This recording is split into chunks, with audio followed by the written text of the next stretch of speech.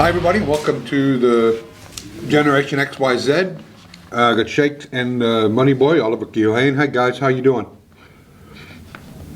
I'm good. Good, how are you? Yeah, I'm well, thanks. You're gonna have to excuse me because I've got coffee and my breakfast here. Tight schedule this morning. Ollie, you came into contact with somebody that couldn't taste hot chocolate on a Sunday, so I know that must come from a clean lifestyle, meeting people on Sundays that could drink hot chocolate but they couldn't taste it. So you're not here. You're self-isolating. Shakes, you're in Joburg. Wish you were here, but always a pleasure to see you. Let's get into the season that was. Some highlights, some surprises, things that we got right, some things maybe we didn't get right, and let's have a quick look at next year and what we can conclude from this year. Make some suggestions or some predictions for the upcoming year. Ollie, let's go. You look like a bit of a porn star there with the mustache and the shaved eyebrows, and so who is your team of the year? My team of the year. Look, it's a team of the year in terms of like that. I think's been the best team or team that I've enjoyed sort of watching. Like enjoyed their Premier League. What team surprised you? Which one overperformed? I really enjoyed Leeds this season. So like kind of to watch their opening game against Liverpool when they nearly drew to them, and then I think lost in the final minutes 4-3. Yeah, and was like, this team just seems to kind of have something about them, let's kind of see if they can maintain. And, Marcelo Bielsa flipped the narrative very quickly of a team that was going to come here in their first season back in the top flights in 16 years and like kind of battle to like not get relegated and build from there.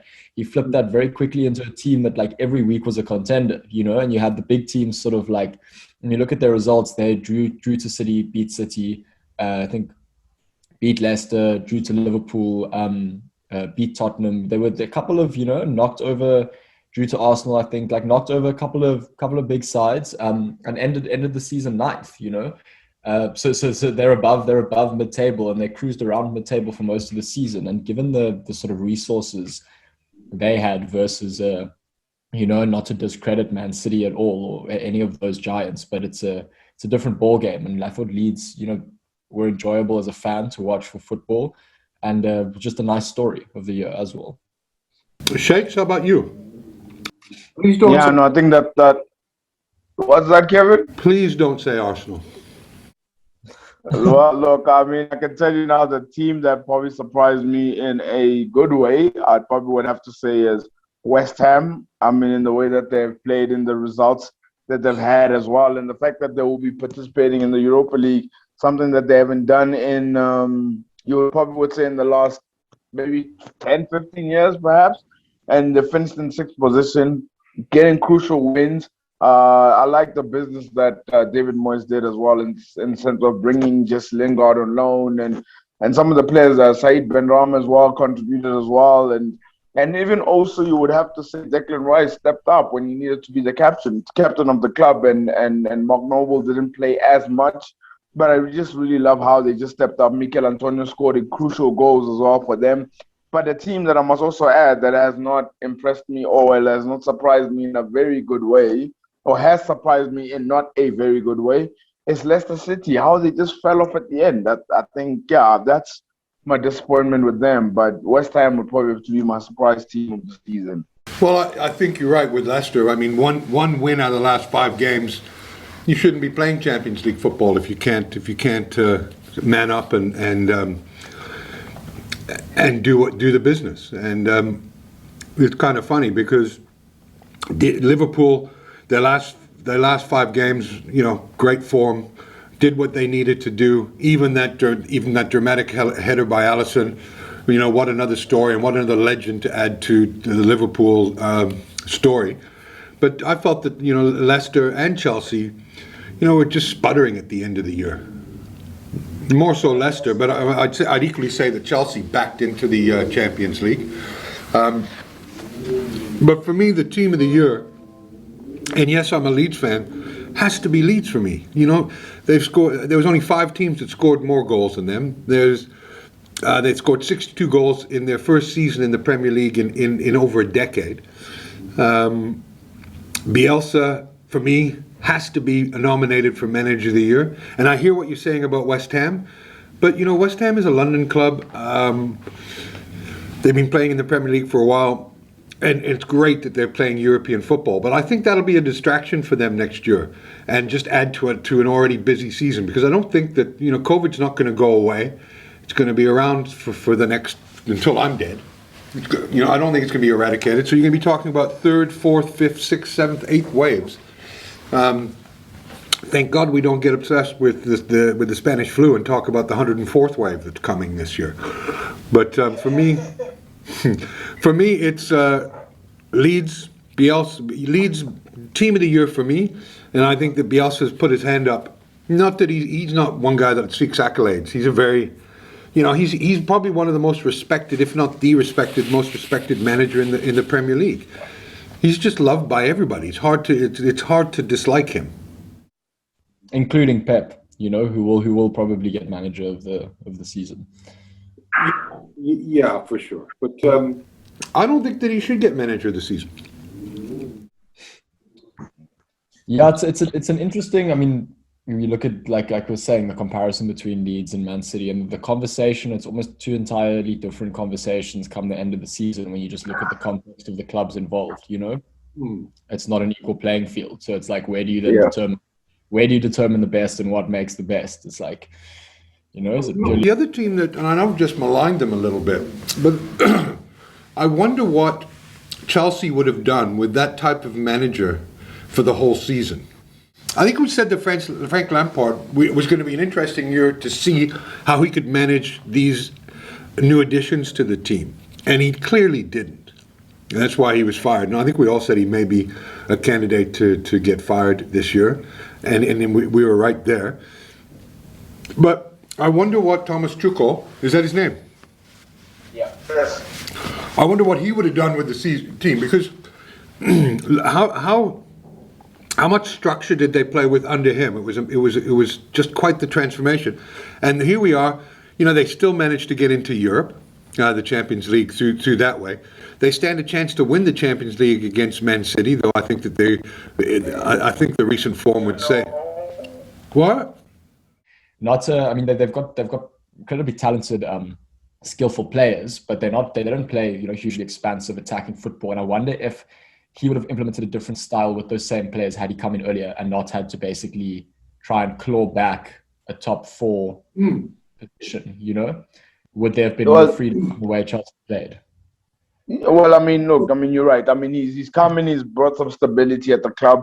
They've been conceding less goals, but they not have been scoring enough for me. I think they should have been scoring more than that. But if he did come in earlier in the season, he definitely probably would have finished in the top 4. I do think so. But something that is very interesting is since December, Chelsea's under Arsenal, by the way. Eh? So since December until the end of the season, the table looks as, I'm being serious.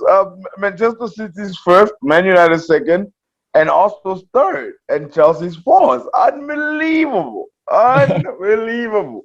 Yes, I think it just goes to show that the very bad start that Arsenal had up until December is what really hurt them really badly. But I think Thomas Tuchel would have definitely done so much better than Frank at the start. But I also do feel as though they could have scored a lot more goals.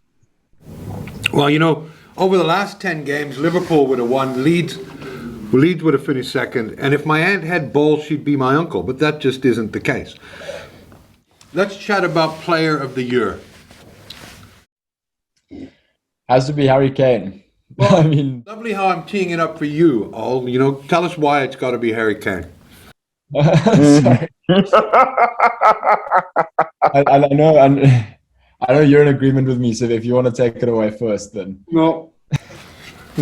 I know your snowflake generation will complain. You know, I thought that Spurs were going to have way more of an attacking platform when I looked at the kind of talent that they had at the beginning of the year. You know, I just thought Gareth Bale would come into his own a little bit more than he did. But, Harry Kane to score that many goals, where for the large portion of the season he played under Mourinho in a role that was a lot more based on sort of like setting other players up, and he was linking and he was assisting, but he was also just banging goals in. Kevin, I think you said that Harry Kane would be a good bet for the Golden Boot, like at the beginning of the season. And you called that one, and for me, just what he's done within the context of the club that he's in too deserves to be player of the season. There's no one that's impressed me more in other clubs than him, and I think by that nature. For me, Harry Kane, I don't like him as I mean, if he was with Leeds, I love him, but but you can't knock his career, and at 27, Tottenham have got to sell him and let him pursue what he wants to pursue, because a player of that caliber, 23 goals in a struggling Tottenham team. He wears his heart on his sleeve. You've got to love the way that he goes about his football. 23 goals, 14 assists. There's nobody you can even consider for Player of the Year other than Harry Kane, in my estimation. Except for Patrick Bamford. Except for Patrick Bamford. Well, look, guys, I'm gonna have to differ with you guys a little bit. I would have to say my player of the season has to go to Ruben Diaz. I think Ruben Diaz has been absolutely quality ever since he's come to Manchester City. He's almost had that similar effect that Van Dijk has had when Van Dijk went to Liverpool, and the fact that when they were playing and they lost to Brighton 3-2, that was the only time that Man City had conceded 3 goals in a game when he had played in a game as well. They were not conceding goals. They were not dribbling past him. He's made John Stones look so much better. He's made that Manchester City defense look so much better. Edison won the Golden Glove because of him as well. They've conceded the least in the league as well. And I think he's just very dominant in the sense that he throws his body at everything and anything. And I just have been surprised. He's a new signing. He's new to the league, and he's taken it to a duck he's taking it like a duck to water, I must say. So that for me, I would have to say he's the player of the season. Well, that's a good point, actually, Shakes. But even though I don't agree with you, I think defenders never really get the credit that they deserve, because no one ever sees the goals that don't go in. Obviously, we only ever see the spectacular goals that do go in. Guys, we'll continue the show next week, or we'll continue the show again this week. We'll do another wrap up and predictions for the upcoming season. Some bold predictions without, just with teams that get through. Maybe we do a Champions League preview. When's the Champions League game? It's this Saturday, I think. That's on the 29th. Yeah. Okay, so we'll do a Champions League prediction tomorrow or Wednesday, and then we just wrap this up. I mean, there's not much to I'll just thank you guys for coming out, eh? Yeah. No problem. Appreciate it. Okay. Thanks very much for all the videos we've done this year. I think we got most stuff right. I think that we still need to talk about whether Arsenal need a new manager, and my thought is that they do. I think the last 5 games that Arteta won there really glossed over a decaying wall. And I know that you may disagree with that, Shakes, but we'll chat about that next conversation. We're going to chat about Chelsea, Man City, the Champions League final. We're really looking forward to that on Saturday. And I just want to thank you guys for a great, humorous, funny season. It was a lot of fun. Yeah, it's been fun amidst a very chaotic Premier League schedule. But the videos have been unrelenting. Man. Yeah, unrelenting. No, man, it's been fun. Thank you, guys.